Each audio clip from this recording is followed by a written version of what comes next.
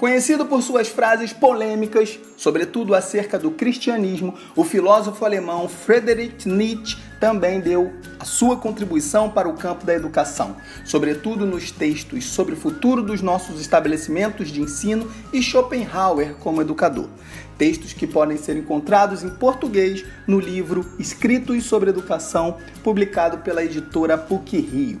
Ora, mas por que eu estou falando isso? O motivo é que, nesse podcast, nós vamos abordar um tema que muitas vezes causa, por um lado, amor incondicional e, por outro, o ódio mortal.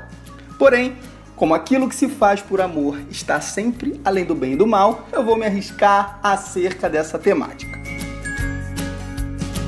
Bom, estou me referindo ao famigerado ensino remoto, que foi o grande protagonista das atividades pedagógicas durante a pandemia do novo coronavírus. Nesse podcast, vamos abordar alguns pontos de uma pesquisa que foi realizada por mim em 2021 com o objetivo de compor o capítulo de um livro que será lançado neste ano de 2022 sobre o tema educação.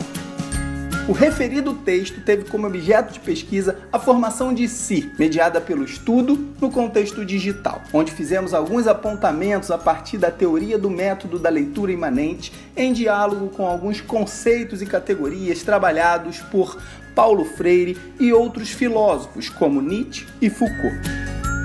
Quero, em poucas palavras, conceituar o que estamos chamando de leitura imanente. Pois bem, poderíamos dizer que é um método que se fundamenta nos conceitos de cultivo de si e cuidado de si, mediados então pelo estudo como modo de vida. E aqui quero dizer que a filosofia nietzschiana nos é muito cara, pois Nietzsche propõe uma filosofia para a estética da vida, uma filosofia que possa contribuir para tornar nossa vida humana e a nós mesmos verdadeiras obras de arte. Sendo assim, o método da leitura imanente pode ser definido como uma estética da existência mediada pelo estudo. Isto significa que, de acordo com esse método sociofilosófico, a formação humana se constitui nas atividades cotidianas que exercemos dentro e fora dos espaços educativos, ou, se quisermos, das salas de aula. Tudo aquilo que fazemos em nossa vida cotidiana contribui efetivamente para a formação de nossas subjetividades ou dos nossos modos de pensar, agir e sentir.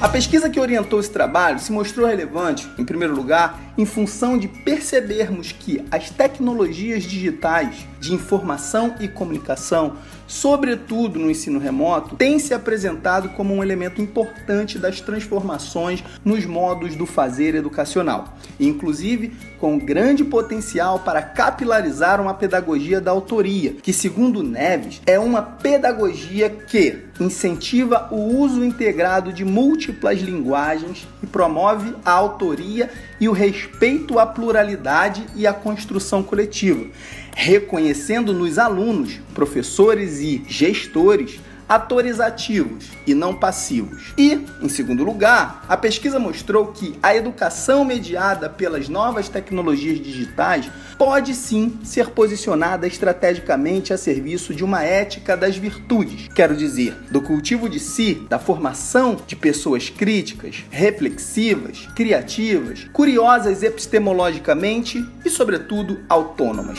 Contudo, percebeu-se um contrassenso no fato de o ensino remoto, mediante aos inúmeros avanços tecnológicos, continuar sendo alvo de uma espécie de transposição do paradigma da pedagogia bancária.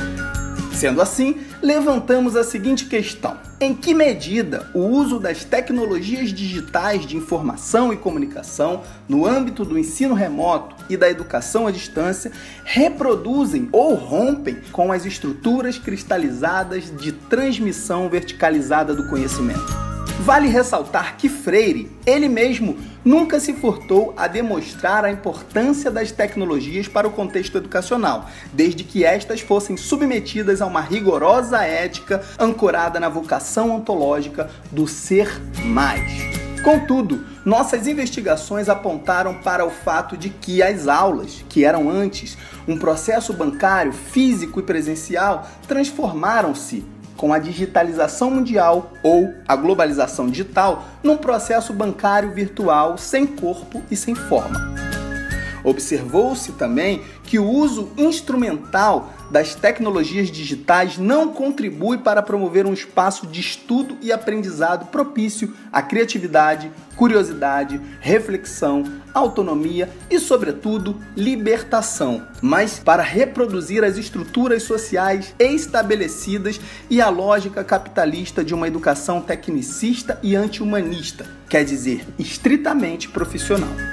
Vale ressaltar que as tecnologias digitais de informação e comunicação são apenas ferramentas tecnológicas de apoio ao trabalho formativo. Por isso mesmo, são estéreis no que se refere à criação de objetivos pedagógicos por si só. É mister que a comunidade pedagógica, os movimentos educacionais e partidos políticos, em conjunto com as instituições responsáveis pelas políticas públicas educacionais, tenham o compromisso ético de construírem uma educação que possa verdadeiramente cimentar as bases para o projeto de nação fundado na ética das virtudes e da libertação das pessoas humanas. Como nos diz Pierre Levy, a partir de agora devemos preferir uma imagem de espaço de conhecimentos emergentes, abertos, contínuos, em fluxo e não lineares, se organizando conforme os objetivos ou os contextos nos quais cada um ocupa uma posição singular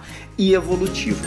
Sendo assim, para possibilitarmos a existência de tais espaços educativos, devemos territorializar as nossas mentes e corpos, com linguagens, categorias, conceitos e epistemologias outras. Desse modo, as linguagens humanas ou tecnológicas que nos oprimem, dominam, violentam, colonizam, paralisam diante o novo, diante o medo e, portanto, diante das possibilidades de criações de novos espaços, serão desta forma desterritorializadas.